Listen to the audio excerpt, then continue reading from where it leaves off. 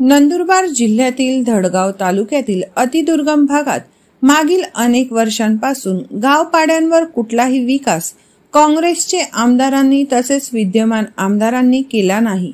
यामुळे या अतिदुर्गम भागातील बोरी चिखली, बिलगाव, गेंदामाळ, सावरिया दिगर, गुंडाण, चाफळा या गावातील केवळ 10, 15 किंवा 20 काँग्रेस आणि शिवसेना पक्षातील कार्यकर्त्यांनी, पदाधिकाऱ्यांनी भारतीय जनता पक्षात प्रवेश न करता अख्ख्याच्या अख्ख्या गावाने भारतीय जनता पक्षात माजी आदिवासी विकास मंत्री आमदार डॉक्टर विजयकुमार गावित यांच्या नेतृत्वावर कार्यशैलीवर विकासात्मक कामे पाहता आज दिनांक 8 जून 2025 रोजी दुपारी 12 वाजेच्या सुमारास बोरी गावी एका कार्यक्रमात प्रवेश केला आहे। या प्रवेश सोहळ्यात जणू एखाद्या योजनेसाठी जशी लांबच लांब रांग लागते त्याच पद्धतीने विविध पक्षातील कार्यकर्त्यांची भारतीय जनता पक्षात प्रवेशासाठी रांग लागली होती। या प्रसंगी भारतीय जनता पक्षाचे नंदुरबार तालुका अध्यक्ष दीपक पाटील, धडगाव तालुका अध्यक्ष पिंट्या पावरा, सामाजिक कार्यकर्ते सुभाष अप्पा पावरा,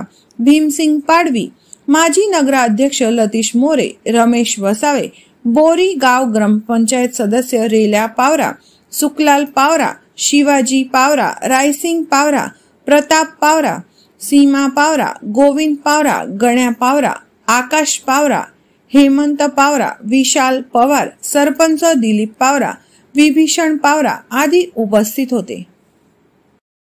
अतिशय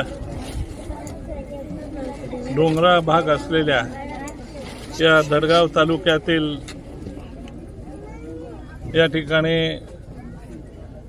5 ते 6 गावांचे जे ते दुर्गम भागातले आहे, निग्लेक्टेड गावं आहे, तिथील काँग्रेसचे पदाधिकारी असतील, कार्यकर्ते असतील, त्याचबरोबर शिवसेनेचे असतील, अशा विविध पक्षांचे कार्यकर्ते आज भाजपमध्ये प्रवेश केला आहे।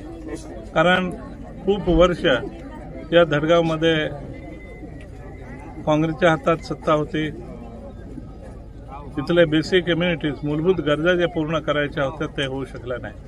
दुर्दैवाने इथे रस्ते, पाणी, वीज याच्या सोयी होऊ शकल्या नाही आणि म्हणून इतके वर्ष त्यांनी काँग्रेस बरोबर तिथल्या नेत्यांवर श्रद्धा ठेवून त्यांच्याबरोबर प्रामाणिकपणाने राहिले।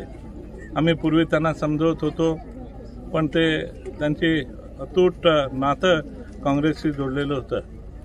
परंतु आता त्यांना असं वाटायला लागलं की भाजप पक्ष हा आम्हाला मदत करू शकेल, आम्हाला जीवनामध्ये उभं राहण्यासाठी त्याचा निश्चित मदत होईल आणि म्हणून ते आज आमच्याबरोबर जुळलेले आहेत।